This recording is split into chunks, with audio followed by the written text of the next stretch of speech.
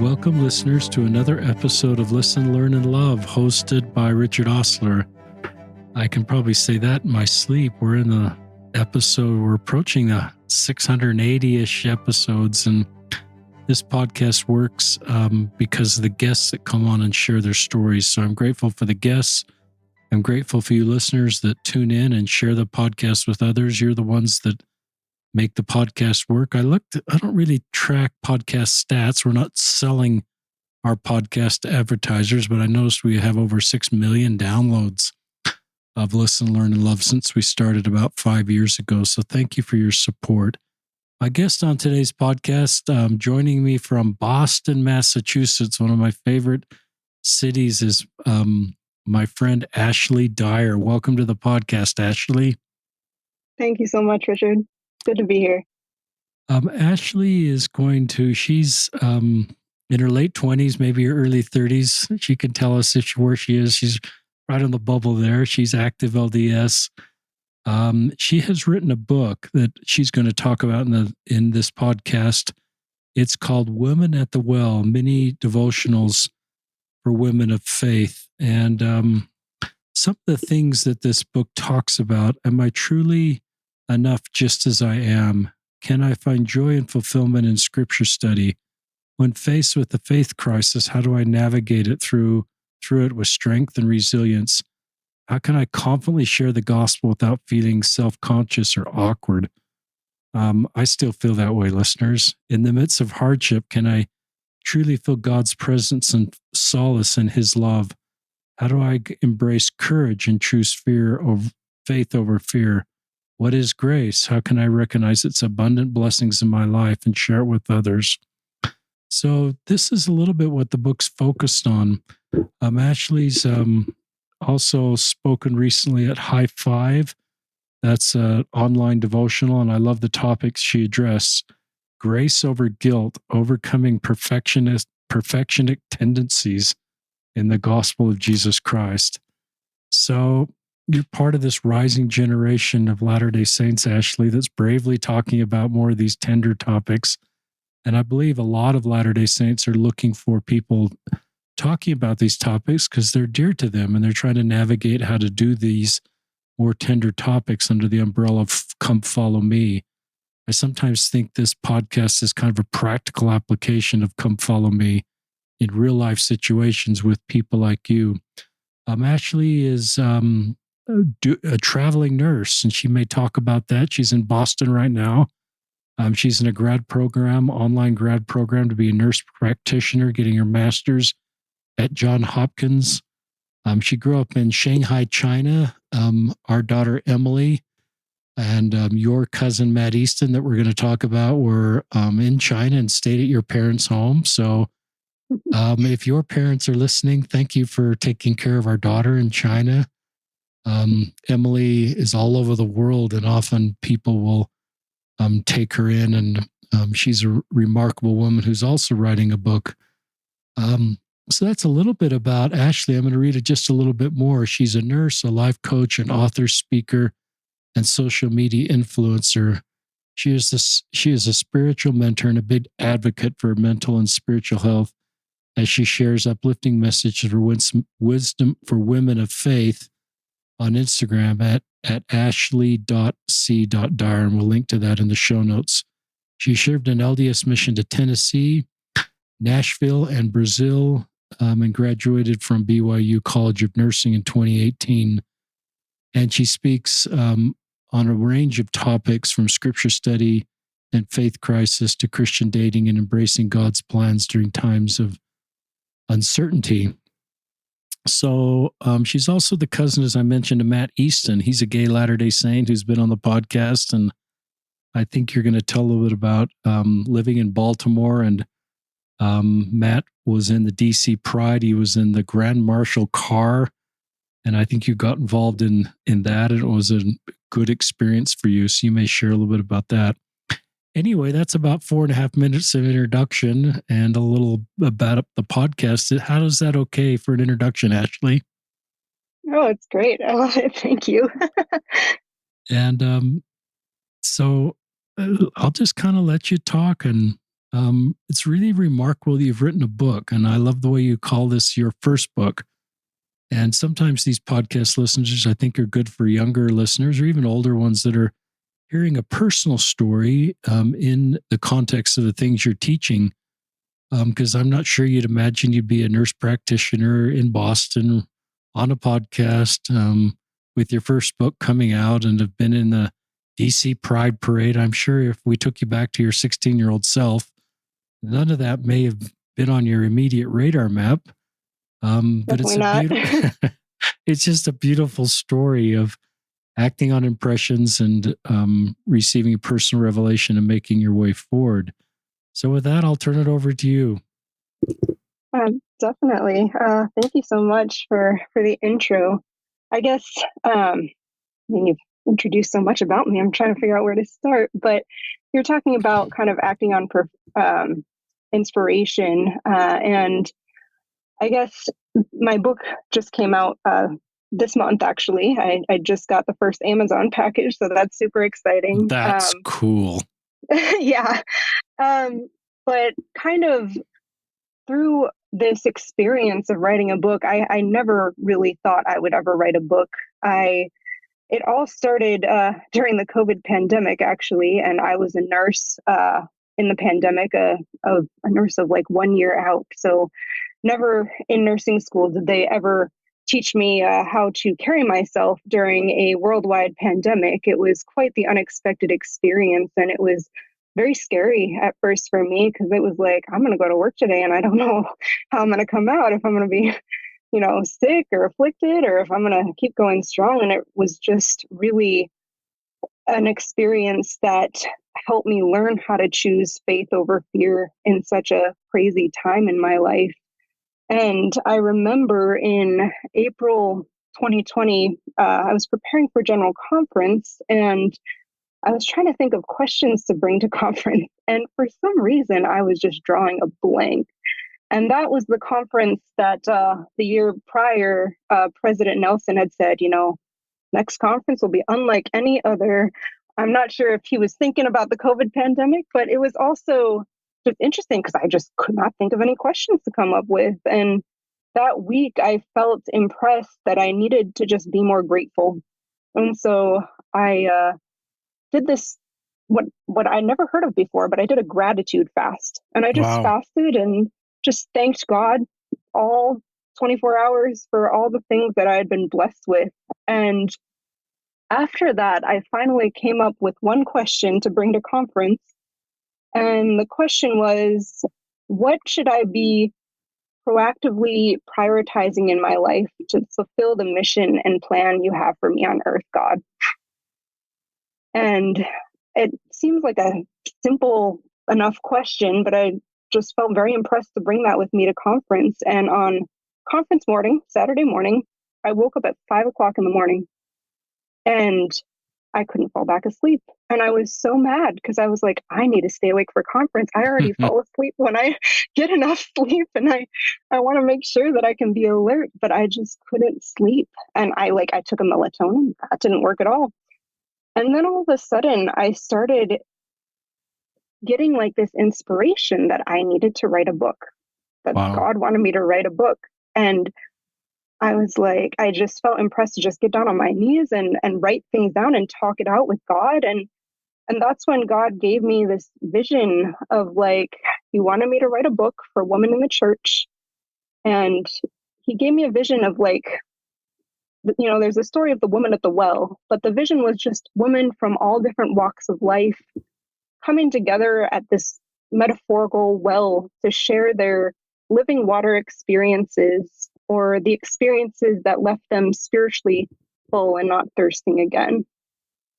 And it was a really spiritual experience. And God said, I want this book to be your side of the story. I want you to share your living water experiences. I want you to encourage those who need more living water in their lives, and to give them the wisdom and be a flashlight shining backwards on those who are walking in similar paths to you. And I want you to call this book Woman at the Well. And so that's what I did. And it was crazy. Just throughout the pandemic, every couple of weeks, God would inspire me with another chapter or bring to my remembrance experiences I had that He wanted me to share. And it's been 3 years in the works, and it's finally coming to pass. It's really cool. And your your professional experience doesn't have writing on your resume. It's not like I'm seeing an English major here and the typical path. And I think that's great for all of us just to consider how God wants us to serve. And it may be atypical to our just what we're doing professionally or academically, and but He creates a way. And I'm sure that there were a lot of voices around you. I don't know if that's true, but I'm sure there may have been voices that came in your mind. Who am I to write a book? How will I get it published? Definitely. Will people read? Somebody my age about this subject? You have to have 30 years of church experience and lived experience.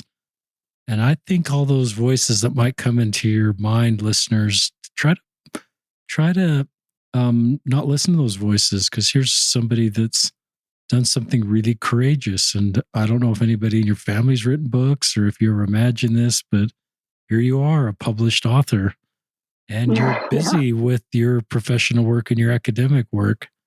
And this is going to bless a lot of lives. So keep sharing. It's cool you've done this. And I love just the metaphor, by the way, women at the well, and just the communication and the things that are discussed when people are together. And I would guess this will be a great book for men to read, because I'm assuming the principles would also help men, even though I think it's great you're targeting women. So share more. And listeners, will put a link to Amazon in the show notes. This will also be available at Desert Book at some point. We'll add that to the show notes once it's available. Thank you. Yeah, I think one of my favorite quotes by one of my favorite Christian authors, Stephanie May Wilson, is, "If you could see the story that God is writing in your life, you'd never be jealous of anyone else's." Wow. Yeah, and it's just such a powerful reminder to me wherever I am in life, whether I'm, a young college nursing student struggling with exams, struggling with dating, or, whether you're a mother with a new baby, or it can apply anywhere. And it truly is beautiful, the things that God will do with our lives when we, ask Him to play a role as our partner in not crime, but in good. I love that. Keep sharing. That's a powerful quote. Yeah, I have it hung up in my room. I love it so much. But I guess, as you also mentioned, my cousin is Matt Easton, or Matthew Easton. Um, I love him so much, but he was the student, for those who don't know, BYU student who came out as gay during BYU graduation in 2019. Definitely made a lot of news channels and stuff. But kind of going back before all that happened, me and Matt are second cousins, and we got to know each other really well during my time at BYU. We would get together for family dinners at my aunt's house in Springville, and that's kind of how I started to get to know him really well. And he was he's such a fun, charming, happy, hilarious person. And like when I think of him, I'm like, oh, Matt would never hurt a fly. And it's actually really funny because when I was in the MTC, I bumped into him in the laundry room, and we had no idea we were in the MTC together. Wow. Yeah. But yeah, no, I love my cousin so much. And when he came out at BYU graduation, I was just kind of I felt the Spirit so strongly when he came out, and just had so much love for him. I definitely cried, and I was actually just watching his speech again this morning Wow. before I came on this podcast, and I cried again. Like, I couldn't help it. I felt so much love from him, as well as love from God for him in that time. And, afterwards he had a lot of interviews talking about his experience. And as I learned more about it, and how he wrestled so much with same-sex attraction in his childhood and adolescence and young adulthood, through the interviews he did, it was very eye-opening for me. And I was so sad to know that, although on the outside he seemed so happy at our family dinners, And whenever we spent any time together, that there was so much pain he had been keeping inside for so long. And, I think that can apply to so many people. I work in psychiatry and mental health. And, we put on kind of this facade on the outside, whether or not, we have same sex attraction, but so many people struggle with mental illness, depression, anxiety, and we try to look good to the world, but inside, so many of us are struggling, and it's so hard to see that sometimes. Yeah, I really agree with that. In our ward, somebody was speaking and said a fact, and I can't remember the number, that most people are sitting in life in an LDS congregation with a challenge that they're not talking to anybody about. Some challenges where it's easier to open up, a medical illness, a broken leg is kind of an obvious understood, but there's so many other challenges that we face that often it's hard to find community, and we can put on this brave face like you're talking about, and the reality of our life doesn't match that, and that creates dissonance and can, I guess, accelerate mental health issues. So I love that you're working in the psychiatry to, mental health area as part of your nursing work. Yeah, keep sharing about Matt. Matt is, somebody that we love in our family. He served a mission in Sydney, Australia. Our son was serving there, and my wife went to his homecoming. That's how we first got to know Matt at our home, just because our sons served together. Matt's a little older than our son, Matt. So we've just loved Matt Easton and just respect the life he's living and the good man that he is. And I love that you know him so well personally. Yeah. I know you mentioned earlier I had an experience going to the DC Pride Parade with Matt. After he came out, he was invited to, like you said, ride in the Grand Marshal car of the Pride Parade in Washington, DC. And at the time, I lived in Baltimore, about an hour north of DC, and my sister lived up in Pittsburgh. And she was telling me that Matt would be there and that we should go down and see him. And I was totally game for that because I hadn't seen him in a while.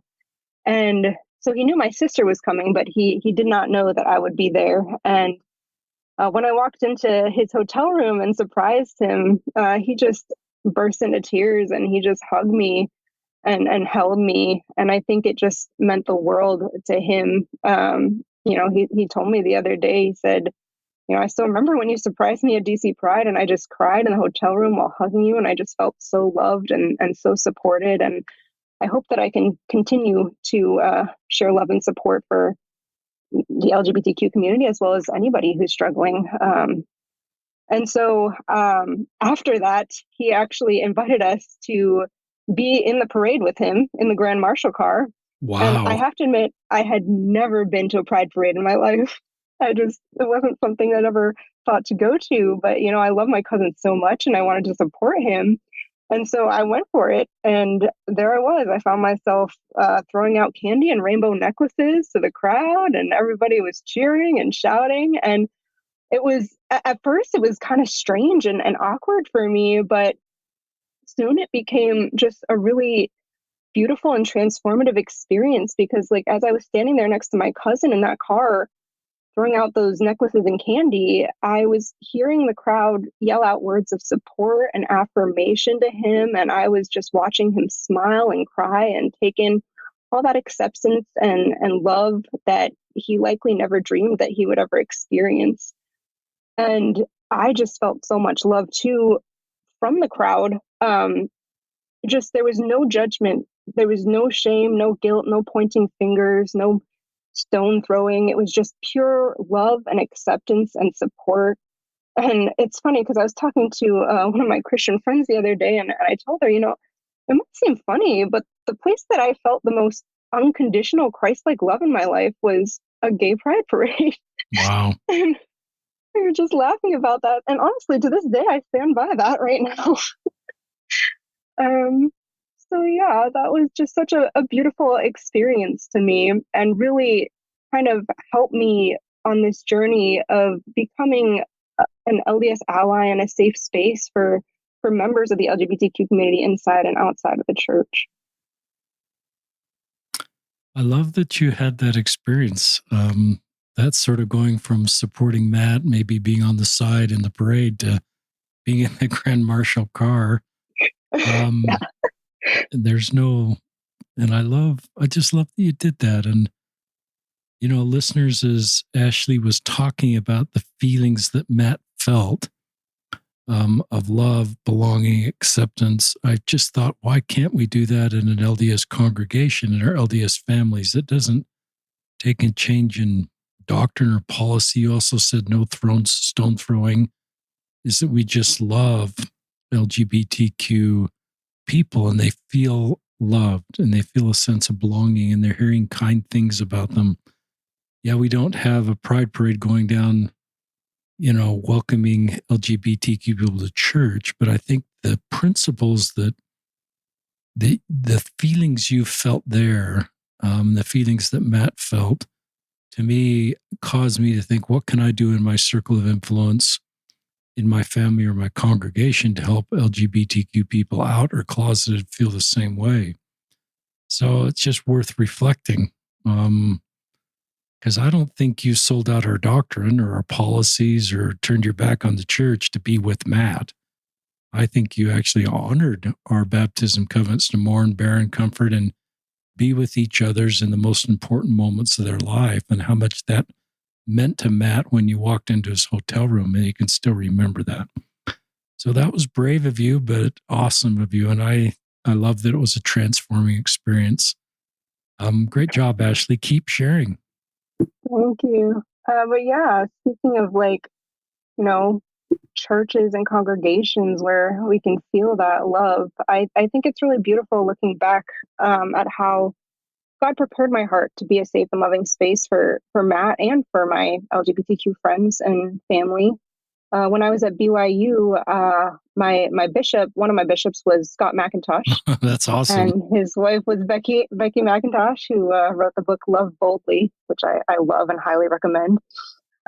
They're big allies. If you don't know them, they have a gay son and learned, not without challenges, but they learned how to love and accept him and all members of the LGBT community that have come their way. And because of that, their ward was a very safe space for members of the LGBTQ community. So there were many members that I went to church with who were LGBTQ. And I even remember one Fifth Sunday we had, they invited Ben Shalati, BYU professor who is openly gay, to come speak to us. And it was just such an eye-opening experience to be able to have our questions answered, and about, what is it like to be gay and a member of the church, and why do you continue to choose your faith when it's so hard sometimes? And it just helped me feel so much more love for the LGBTQ community. And obviously that doesn't mean that I never had to wrestle to understand how to better reconcile my faith and my love for my LGBTQ friends, but it really was a way that God opened my heart and my eyes to being able to choose love and to choose love over fear. And I think also as a nurse, like I said, I work in psychiatry, and God was able to give me a lot of experiences because for those of you who don't know, members of the Q community often struggle with mental health issues, which is totally understandable. And I work in the hospital in inpatient psychiatry, and it just breaks my heart when I see my patients who are members of the LGBTQ community come in and tell me about what they've been through, or look through their medical history and their notes. And many of them come to the hospital with a history of abuse, with dark depression, with suicidal thoughts, sometimes a heavy history of self-harm and suicide attempts. And I just can't imagine anybody who would choose that path if they had control over their sexuality. And they've felt so much rejection and abuse in their life because of their sexuality. It would be absolutely ridiculous and nonsensical for them to choose that. And it really helped me realize more and more that one, sexuality is not a choice, and two, these people need us to leave judgment at the door, to love and support them in healing and hoping for better things. And I also have many colleagues that are members of the LGBTQ community, and I love them more than I can express. They're just such wonderful fun, empathetic, supportive people who are such amazing assets in my workplace and such amazing friends. And I wouldn't have it any other way. I love your work just to be an ally and be comfortable with this group. So here you are professionally with colleagues and also people you train to help. And you're still young. I got to this.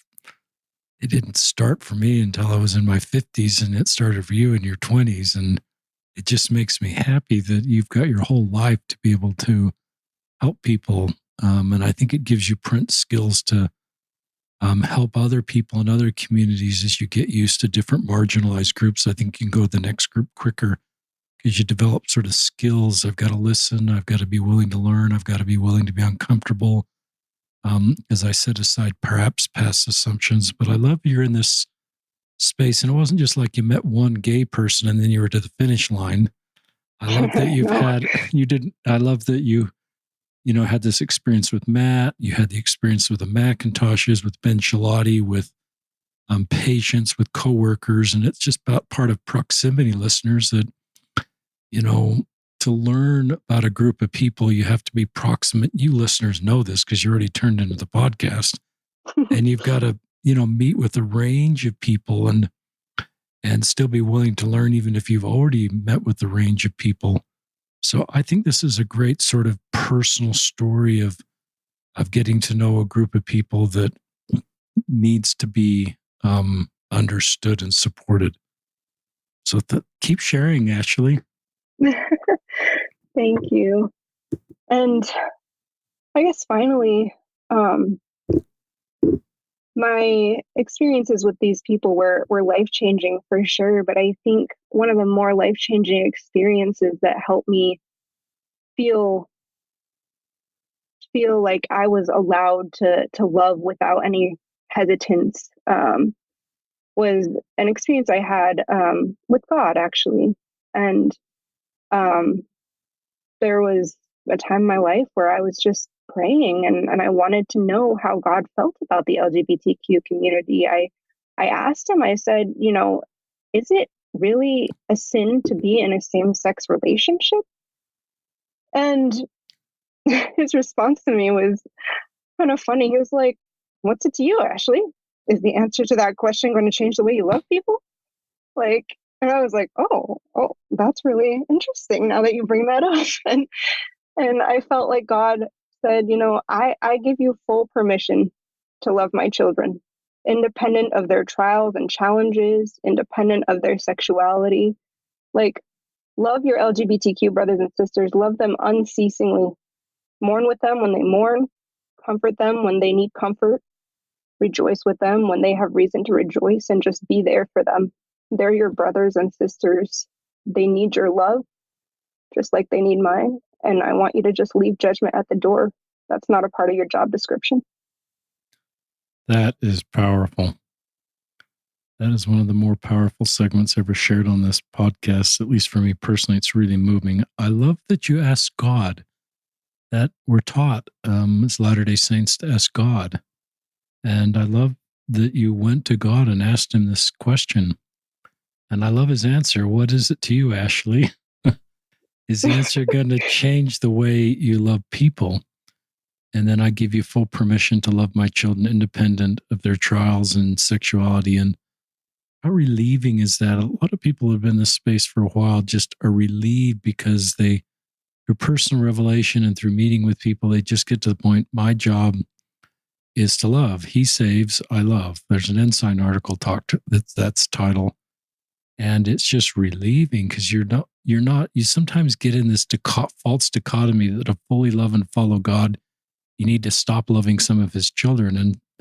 And I love the way you just took that to God. And now you're sort of relieved of wondering, am I crossing the line by sitting in the Grand Marshal car? I think you can support and sustain our leaders, our doctrine, our teachings, and fully love LGBTQ people. I don't think those are opposites. If you create movement to change doctrine, that's different. But if you just love people based on how they're living their lives, I don't think that's against church teachings. In fact, I think it's consistent with church teachings, the way Christ modeled it. And I love your line, leave judgment at the door. So it's taken me a while to kind of get to that point. Now, if you're in a toxic relationship, you need boundaries. So this is, but just people going on and living their lives the best way they know how isn't toxic or threatening to us. That's a great segment. Thank you. Thanks. I think I just, we're taught from a young age, like, try to be like Jesus. And I think some of us mistakenly take that to mean try to judge like Jesus. And I just love the fact that in the scriptures, God tells us, makes it clear, judge not, that you be not judged. He says you are exempt from having to judge others. That's my job. Like, we are exempt from stone throwing. That is all for Jesus. And isn't it interesting that the one person who is not exempt, who has the right and the capacity to judge with ethical, fair, and righteous judgment, he withheld judgment himself in so many stories we read of him, and he chose instead to just love. And I think that that's such an inspiring example to us. Like, yes, we want to try to be like Jesus, but we want to try to love like Jesus. We don't need to try to judge like Jesus. That's not part of our job description. And I hope that we can try to be like Jesus, to care like Jesus, and to love like Jesus. And I'm glad and so comforted to know that judgment is not for me. It's great. Keep sharing. Yeah, I guess I just want my faith community to be a safe space for all. Like I said, where judgment is left at the door and where unconditional love permeates our lives and our relationships. I know that there are many people leaving the church these days because of poor experiences that they have or that other people have. And many of my friends have left. And for those who have left and confided in me the reasons why they've chosen to part with my faith community, like, I understand why they leave. And I hope they all know that their leaving does not change my love for them one bit. I hope that they know that I am a safe space for them, filled with love and care and hugs and listening ears, because I believe that that is the woman that God would have me be. Yeah, I love that. And I love that you're connected with people that are walking different roads. And talk more about that if you want to. I don't know if that's part of your book, but one of my feelings about those that are in a faith crisis is they want to find a way to stay, and their old kind of toolbox doesn't work. And I felt sometimes they need new tools or new perspectives or new models or new paradigms to stay. I don't know if you want to talk about that or what you would typically just share with your friends that are in a faith crisis, or what in your book kind of helps people navigate this. Or you can save that for later. No, for sure. I mean, I personally have definitely gone through my fair share of faith crises, and they're not easy. They are not, and they make you. They often take you by surprise, and you feel just almost panicked and devastated and spiritually paralyzed at times, and it's scary. And you kind of start questioning, is it going to be like this forever? And as I've experienced those experiences, I've had to kind of recognize, it's funny, but kind of this analogy I've thought of comparing it to is that of a caterpillar. And you know how caterpillars change from larva into a butterfly, and they have to go into this chrysalis. And to become a butterfly, everybody thinks, oh, they're just going to go into this warm, fuzzy little, one of those called sleeping bag or something, and then they're going to come out beautiful. But actually, I studied this for some reason. I don't remember why, but to become a butterfly, a caterpillar actually has to digest itself, which is like super crazy and does not sound fun. Like, but certain groups of cells survive that process, and they turn this like caterpillar soup into like eyes and wings and antenna, like over the span of 5 to 21 days. And they undergo this strange yet necessary transformation to reach their full potential and become a more beautiful version of themselves. So, as scary as it sounds, ultimately it leads to something beautiful.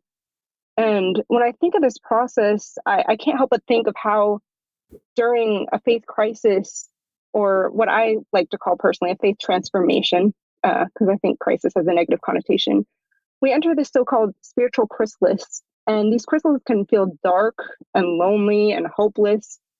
But ultimately, I believe that they provide us with the environment we need to foster the growth necessary to reach our true potential, to go on a spiritual journey from an innocent and weak little caterpillar to like a majestic butterfly. And as I've experienced various faith transformations throughout my life, I have tried to find like specific steps during these periods of time to help me hold on to hope and better cope with the anxieties that come no matter what. So the first thing I do is I take a deep breath and remind myself that I'm going to be okay. That's for like the initial panic that hits me. And then next I say a prayer and I ask God to help me get through this and hold on to just pure, uncontaminated truth. The truths that God would have me treasure in my heart while I sift through messages I receive from external sources. Like, I would want no one else to be my number one cheerleader through the process than God, who knows everything. And then after that, step 3 is just I try to remember my anchor. I remember the doctrines and the spiritual experiences I've had that ground my faith. And those are different for everyone. For me, it's might be like I have a Heavenly Father who loves me, hears me, and answers me when I have questions. I have a Savior who died for my sins, who can empathize perfectly for me and provide me exactly what I need to do hard things and keep moving forward in this plan of happiness He has for me. And priesthood blessings make me feel better, so I'm probably going to get one. And after I fully recognize, remember, and embrace my anchor, I move on to recognizing triggers and pinpointing questions and trying to become a seeker of truth. I like to see myself as a seeker of truth rather than a doubter, because I think it's more empowering for me personally. So in this step, I just try to investigate what started this faith transformation. Like, maybe it's obvious, maybe it's not. And then I remember Sherry Dew once said, questions are not just good, they're vital, because the ensuing spiritual wrestle that follows leads to answers and to knowledge and revelation and greater faith. And so I hope that question will allow myself as well as others to see ourselves as seekers of truth rather than doubters. And then I find a spiritual mentor, someone I trust and can talk to about my feelings without fear of judgment or over validation. I try to find someone who's experienced their own faith transformation and successfully worked through it, and been able to grow stronger in that process. I remember the first time I had a faith crisis, I actually reached out to my friend Dennis Fleiker. Dennis, shout out to Dennis. And he was so sweet. I was just like, Dennis, I think I'm having a faith crisis. They don't happen very often. I know you mentioned them before when you helped me. And he just called me in a heartbeat, like, bless his big, warm, loving heart, and gave me some words of counsel, comforted me, told me he'd be praying for me and that he was there for me whenever I needed it, told me to put my name in the temple. Like, he was just the sweetest person. And, while that didn't immediately pop me out of the faith ditch I was in, he gave me the courage to continue on for a while and keep feeling out the terrain, to recognize, how the gospel and the church have blessed our lives and give them another chance. So yeah, having a spiritual mentor really helps bucket loads. And then finally, I just have to remind myself that this is not going to last forever. God is on my team. And if I place myself in a truth-seeking role, He will help me get through it no matter what. It's funny because the best thing I can compare it to is like a breakup, where you get caught off guard maybe a little bit. They're scary, devastating, embarrassing, ugly sometimes. And then you're like, oh, I'm stuck here forever. I'm going to be mourning forever, stressed out. I'm never going to be able to escape. But like, you always have to remind yourself, it's not going to last forever. Things are going to get better. They will. Hey, that was terrific, Ashely. I wrote down a lot of that, listeners. This is sort of part of, I think we need new tools sometimes when people go through a faith transformation. The tools to help someone join the church may not be the tools to keep somebody in the church. They need new tools or new paradigms. So I love what you shared is you hold on to hope. You're kind of calm at first and not trying to figure it all out on day one. That manages your anxiety. I love that you turn to prayer and you hold on to your core truths, the grounding. I call them the unique, for me, that's the unique doctrine that came through the restoration, that's unique to our faith. I love priesthood blessing. I love this idea of seeker of truth and how that's more empowering. I love doing things that are empowering. I love that you recognize that as helpful for you. I love that you have a spiritual mentor that you trust, but without over validation. If I caught that right, you said, will you just explain that a little bit? Yeah, just like not someone that's going to be like, oh, all of your questions are super valid and you should keep asking them and keep wondering and give you things that might push you back. Like I've had friends that have left the church and maybe at times they could be over validating if I went to them with my questions and give me more things to push me backwards on my journey of faith. And I still love them so much, but they might not be the best person to choose for me as my spiritual mentor at that time. That's really helpful. I think there is risk in over validating. Validating is a good thing, but I love that you're self-aware enough to know that in a spiritual mentor, you need someone you can trust, but you also need someone that can probably provide you some guidance. And if there's a position of trust there, challenge you a little bit. I think you're open to that in a trust spiritual mentor situation. And I love your line, not going to last forever. Um, in these faith transformations, do you feel like you kind of get back to where you were?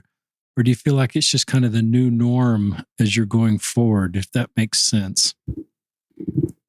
Yeah, I think it depends on the scenario. It depends how big of a faith transformation you have.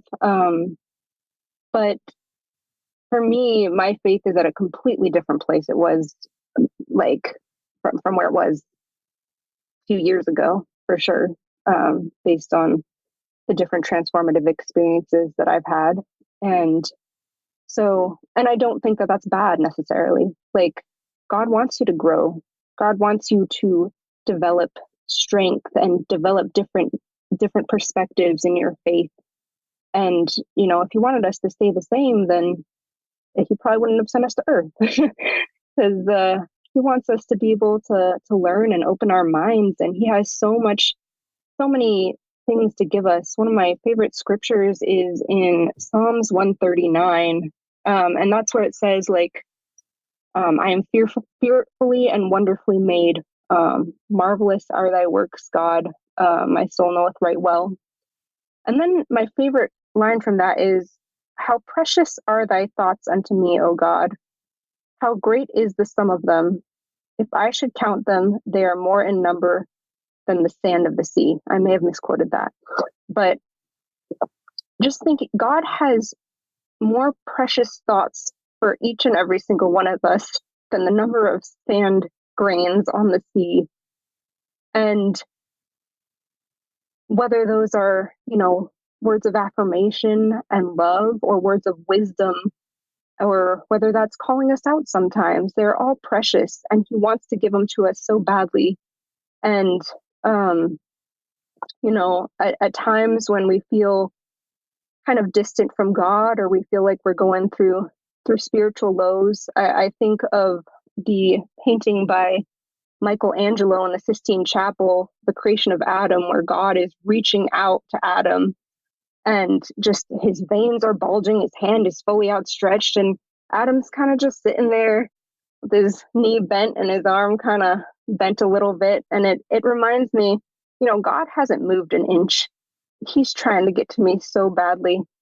And that's not to say that we'll always feel him permeating in our lives. Sometimes he kind of lets us go the path alone a little bit, but he's always there to watch us and be there for us. And it makes me ponder, what can I do better to reach out a little more, to grab God's hand and receive the precious thoughts he has.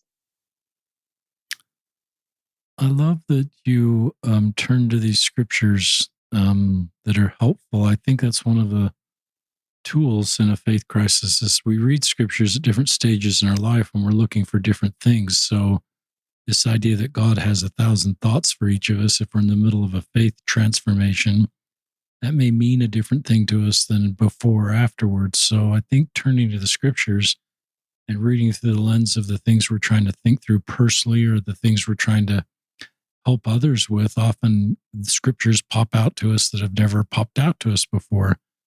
And I love that you continue to use the basic. I don't want to say basics like a negative way, but there is parts of the toolbox of joining the church that includes scripture study, prayer, that's still part of working through a faith transition. So I don't want to say it's a completely different toolbox, but there are some other things that you've suggested here. Do you feel like your faith, I don't know how to ask this question right without being a leading question. I'm a marketing research listener, so I'm always trying to ask questions in my mind that aren't leading. I don't do any market research now. I'm just trained that way. But do you feel your faith is more resilient now in the sense you've got sort of these other foundational points to navigate the complexity of our faith at times that helps you long term in our faith? I don't want to pin you in the corner. You're going to say right now I'll be active in the church for the next 100 years for sure, 100%. I think you feel you will be. But I guess I'm wondering if you feel like you've got a more stable foundation to navigate your journey forward as a Latter-day Saint. Yeah. I think that obviously, my faith isn't perfect, and I still do experience faith transforming experiences. But each of those experiences that I have, I try to use to help me become stronger. And, for those who are listening, I just want to let you know that it is okay at times when the things you once knew so strongly to be true, you start questioning a little bit, because I've had experiences where, I started off having such a strong testimony, and then I questioned one thing, and then I gained resilience in that way. But then, something else that I thought was maybe one of my anchors, starts to feel like it maybe is a little bit less sturdy than I thought, and I have to work on that. So it's like, we got to keep working on our anchors and our whole boat in general, to make sure that it floats and we don't sink. But God is merciful and gives us grace, and we can do it hopefully one step at a time. I love that. I want you to talk about your new book, but just to comment on this, I think one of the things I wish we could do better of is create a culture where it's okay to have a faith transition and open up. I think your YSA ward in Boston may be a safer place than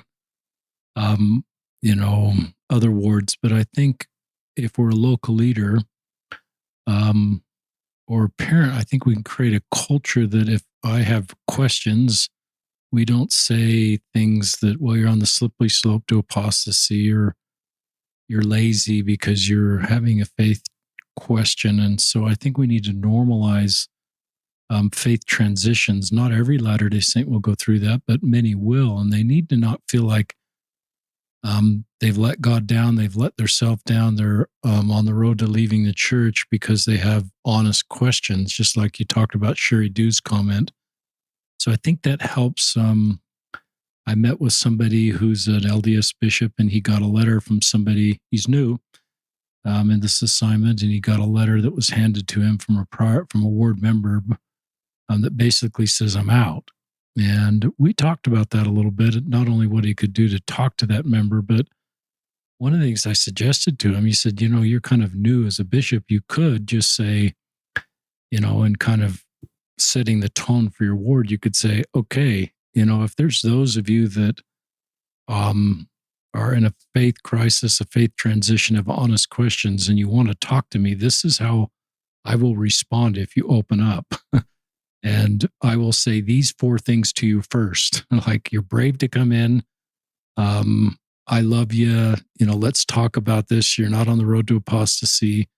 So that you telegraph in advance as a parent or as a local leader how you will respond if somebody's open up. Because I believe, there are other people 1, 2, 3 years away from writing that type of a letter, and their only acknowledgement of their faith transition is they're totally out. There was no discussion between totally in and totally out with a priesthood leader or a trusted, you call them a spiritual mentor. I love that, Ashely. So that's just a thought to create a culture as spiritual mentors. So I love the idea that we create a culture around us as spiritual mentors, as local leaders, as friends, as parents, that people will trust us. That's one of the key things you said, is I want someone I can trust. And it's not going to shame me for having questions and make me feel like a bad Latter-day Saint for having questions about historical issues or current issues.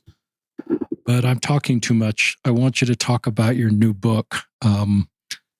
If you're ready to do that, Women at the Well, mini devotionals for women of faith. So you could, in this last segment, you could talk about that, unless there's any more concluding thoughts on faith transition, faith transformations. Well, really quickly, let me respond to what you said about kind of church leaders and creating a culture of safety for faith transformation. Sorry. I do think that my ward here in Boston does a very good job with that. We have institute classes that are just for looking at questions we have, and they'll ask us in advance, what questions do you have about the church? We talked about Blacks in the priesthood. We talked about the LGBTQ community. We talked about women in the priesthood. We talked about polygamy. And they ask us what our questions are, and they are able to instigate discussions with us in institute about that. And I thought that was really powerful. And then I think as members, not even as leaders, but as members, we really also, I think, help each other in those ways, because in testimony meetings, I have had fellow members get up and say, rather than saying what I know to be true today, I want to say what I believe is true and what I hope is true. I love that. And that was one of the most powerful testimonies I've ever heard, because it was just so real to me. Because what does it mean to know the church is true? Like, it's such a kind of an abstract statement. But when you believe and hope for something and have faith in something, I think that's so much stronger. Like in the scriptures, it says faith is stronger than knowing. That's what Jesus said to Thomas when he doubted. And also in terms of just responding to people, whether you're a church leader or a friend or anybody who comes to you with questions, and in this faith transformation period, I think the first thing we can just say is, thank you so much for trusting me with this. I am so honored that you trust me enough to come to me with these concerns, and I want to support you to the best of my ability. Like, how can I best help you? And I actually have a friend that left the church last year, and she was talking to me the other day, and she said, you know what hurt the most? What hurt the most is I told my bishop I was leaving, and I thought we had a really good relationship, and he just ghosted me after that. Wow. He never tried to come after me or just to question, like, oh, how are you doing? Like, I just want to know how you're doing, and if there's anything I can do for you. And she said, I don't think I necessarily would come back, but it hurt a lot to think I have had all these friends in the church and even members that didn't come after her. She's like, I didn't necessarily want them to come be like, you need to come back to church, but I wanted them to come with an open heart to love me and maybe questions to better understand, and see if they could help me in any way. So I think that those are some of the ways that we can do better as members of the church in supporting this culture. That's really powerful. And I think, I love, I've written a third book, listeners, and it's coming out. It's called Building the Good Ship Zion under the Listen, Learn, and Love. But one of the chapters is chapter 4, How Should We Treat Those That Leave the Church? And it's not a chapter inviting people to leave the church, but it's part of being a Zion people is, how we know how to treat people that are considering getting on Good Ship Zion. But the people that are considering leaving, or the people like your friend that have actually stepped off Good Ship Zion, I think it's still part of our baptism covenants to mourn, bear, and comfort, and have these non-transactional relationships of love, that we just love people because they deserve to be loved. Not because our love will get them back on the ship, but just because they deserve to be loved. But often we don't know what to say to somebody who's left. We don't want to offend them. So we've had no training. I had no training on how to talk to somebody who left the church. So I think that's something that we could talk about in Relief Society and Elders Quorum, is we all have family and friends that have stepped away from the church. What do we do to preserve the relationship?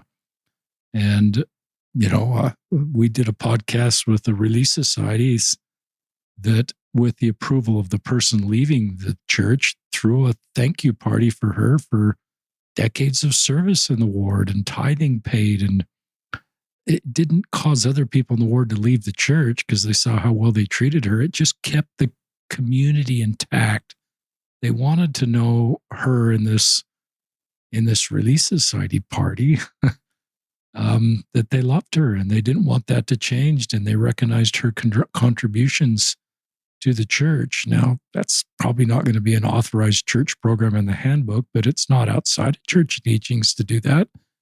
And it teaches a principle that I think is really thoughtful. So I love you bringing that up, Ashely, because, we think we know how people feel that have left the church, but until we have proximity and really listen to them, which can be a little scary because sometimes we're worried that's going to influence us. But if we're grounded enough in our testimony, like you are, you've had hundreds of discussions, I'll bet, with people that are considering leaving, and you kind of know all the content they're going to talk about. So you don't get surprised probably by some new thing. And I think that's more of a sustainable way to go forward for you personally. So anyway, I want to get to your book, but that just is a really important subject that I feel we can do better on as a faith. And maybe people joining the ship watch how we treat people leaving the ship because they're not sure how it's going to work for them long term. And they want to be involved in an organization that's as equally kind to people joining as well as people separating. So just some thoughts there, listeners. But I want Ashely to talk about her book. Thank you. But yeah, I kind of talked a little bit about how I came to write this book, and the title before, right now it's Women at the Well, Many Devotionals for Women of Faith, but the longer title I had that was rejected because it was too long was Women at the Well, 30 Devotionals to Help Women of Faith Recognize Their Worth, Become Best Friends with God, and Hold On to Hope Through Life's Challenges. Wow, that's a great title. Yeah, I don't know. It was rejected. It's too long, whatever. But yeah, I just think, it's so important for us to be able to recognize our worth in God. And it's just so easy for the adversary to get in our heads about it and to, play those negative affirmations on repeat in our minds. But I think it's so powerful when we recognize that God, loves us so much, but he also not only wants to be our father or brother, he wants to be our friend. In John 15, when Jesus was with his disciples at the Last Supper, he told them, he said, I can't remember, I'm probably misquoting this, but he basically said, you're not just my followers, you are my friends.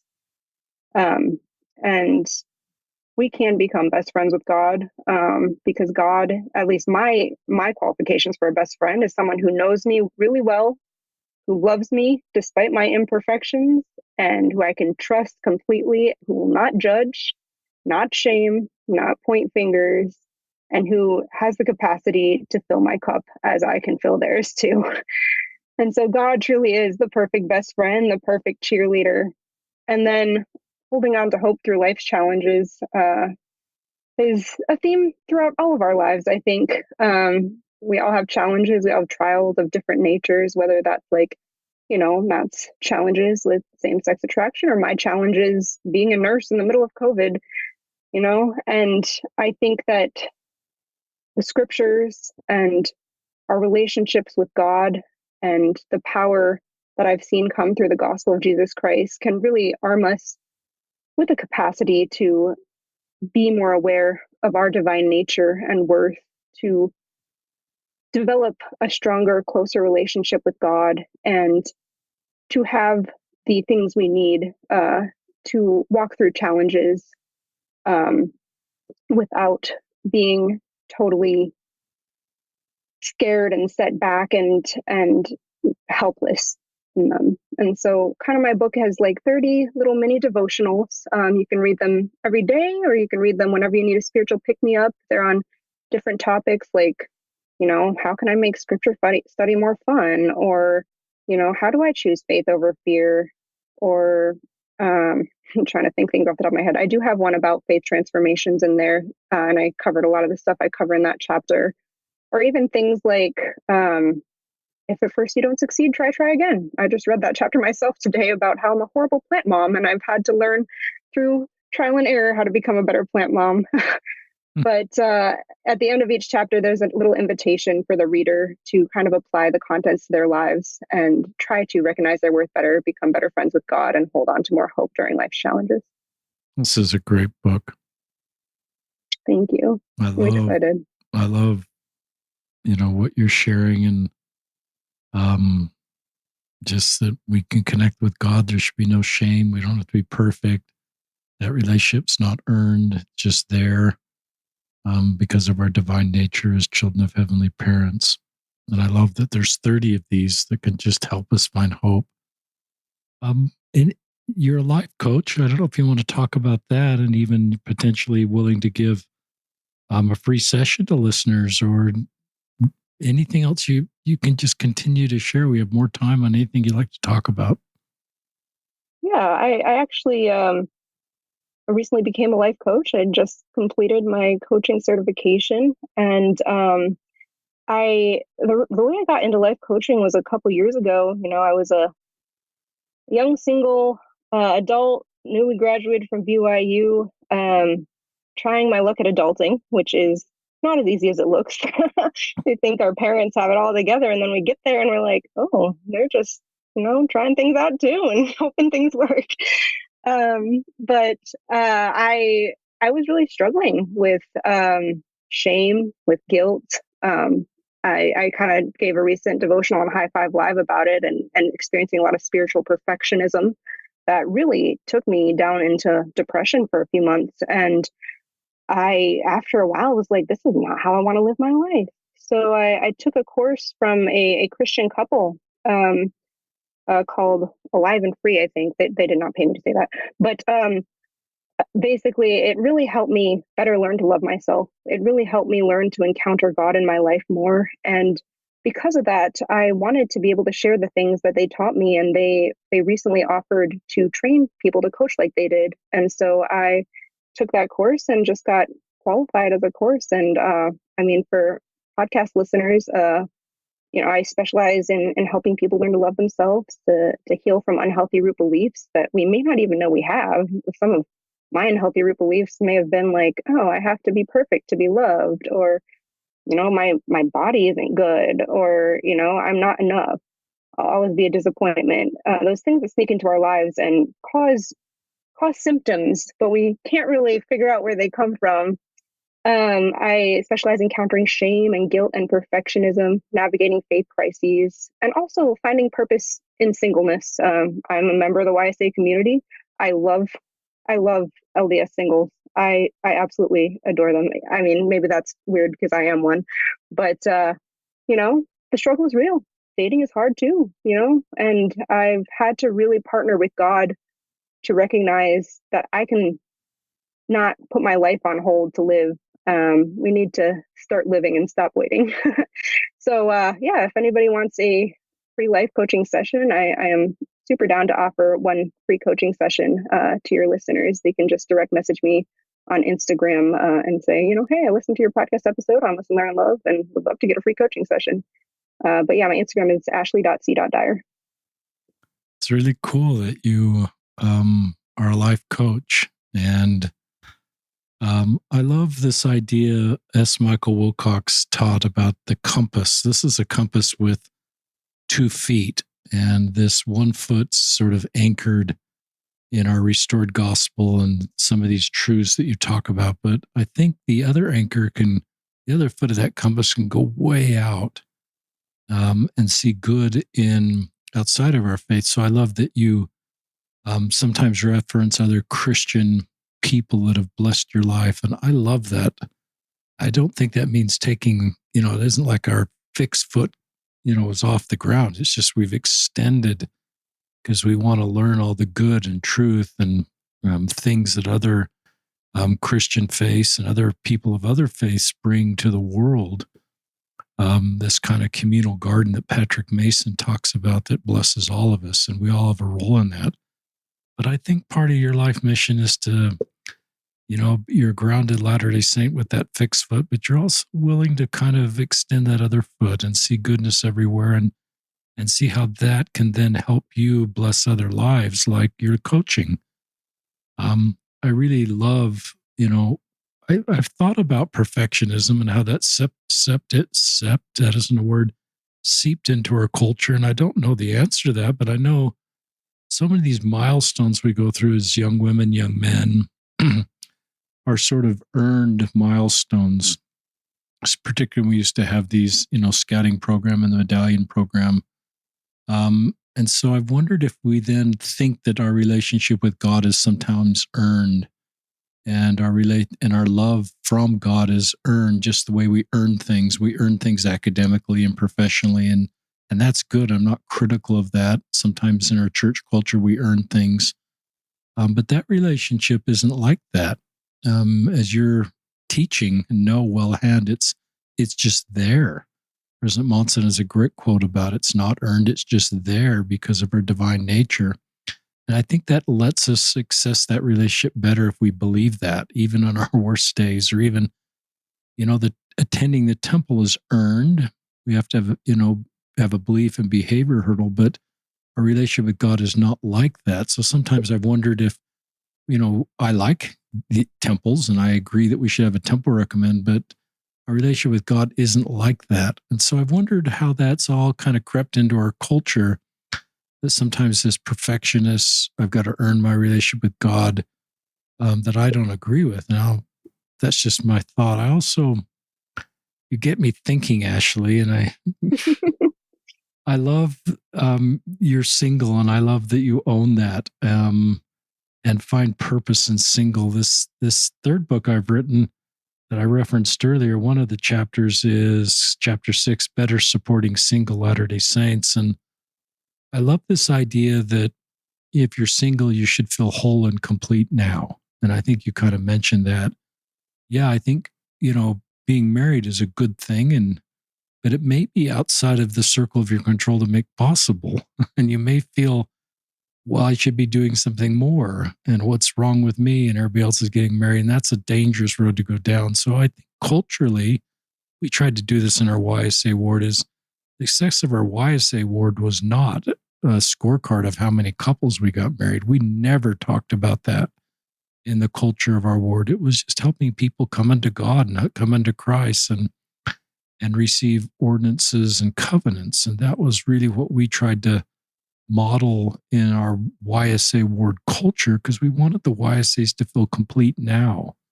That didn't take personal progress off the table or anything, but we just wanted YSAs to feel whole and complete now. And so I think you've got some of that in your book and some of your thinking. And I'm a little vulnerable there because I talk about not getting married till I was 28, and I think I use this line in here is, I was at peace doing everything to find her and getting on with my life, but LDS culture was not at peace with me. Mm-hmm. And I started to get defined as the single, 27, 28-year-old versus the things I was doing professionally and academically in my life. And that was a very difficult time for me.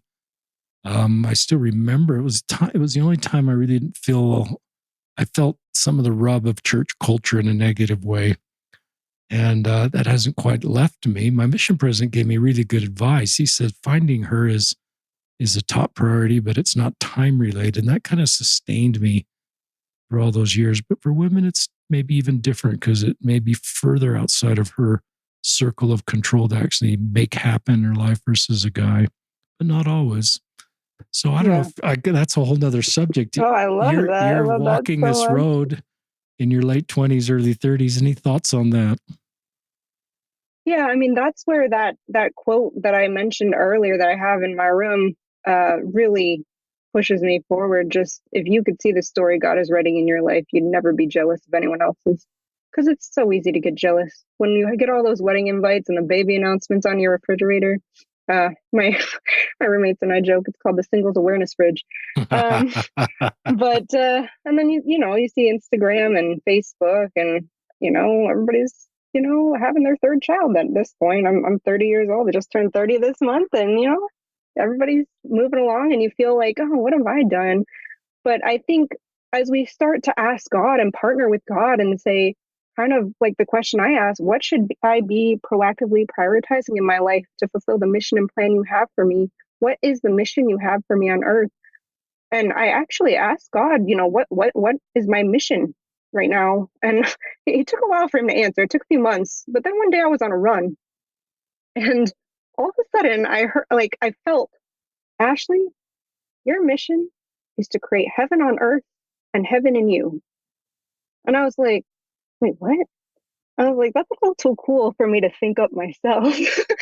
And so that was the mission that God gave me for my life. I don't know if that will change, but that's what I've been using these years of singleness to do. And I think life has become so much more beautiful as I've partnered with God to do the things he would have me do and to become the things he would have me become as a single woman and member of the church. Wow. You're a remarkable woman. I love this pattern of you asking God and then getting answers and finding purpose in your unique purpose. And I love that quote. And I think if we could all come see our older selves, and see our life mission, we'd be more kind to our current selves and see purpose in our current selves, which is really what your quote is, and find more peace today and more hope for tomorrow. You give me hope for the future. I think you're millennial. I can't quite remember the Gen Z millennial. I am a millennial, I believe. I think you're a young millennial, but your age group just gives me hope for the world, for the future. You're just so multidimensional and so thoughtful and serving in so many ways. Church-wise, on the record, I assume that you've got an LDS Tools calling, but you've also written a church book that doesn't really show up in LDS Tools, and then you're in the world career-wise in a space that's helping people where there's so much need medically and also with the mental health you're doing. And this is me speaking to a lot of you out there too that are serving in wonderful, remarkable ways that may not be always understood by families in our faith community. And but I love Ashely just pointing us back to getting personal relation from God, taking any question to God. Some of my LGBTQ friends on the podcast often talk about, well, God, how do you feel about me? And instead of change me, or they just get really good personal revelation when they start asking God real questions. And you're doing that with some of the questions you've asked. And I think that's great. So listeners, we will link to Ashely's Instagram account. We've mentioned it verbally. We'll link to Ashely's book. Terrific book that I think helps all of us. And just keep being you, Ashely. The world's a better place with you in it right now, not in 20 years. It'll be better then too, but I think it's just a beautiful life you're living and the good you're doing. And any final thoughts for our listeners? Well, thank you so much. Those kind words mean so much to me. I guess final thoughts, just keep loving, love unceasingly, leave judgment at the door, no room for rocks and stone throwing. That's not a part of our job description. God said, you don't need that. It's okay. And remember that we're here to learn heaven and not earn heaven, as Brad Wilcox said. And that if we partner with God, our lives will be so beautiful. And if you could see the story that God is writing in your life, you'd never be jealous of anyone else's. It's terrific. This is Ashely Dyer and Richard Osler signing off another episode of Listen, Learn, and Love.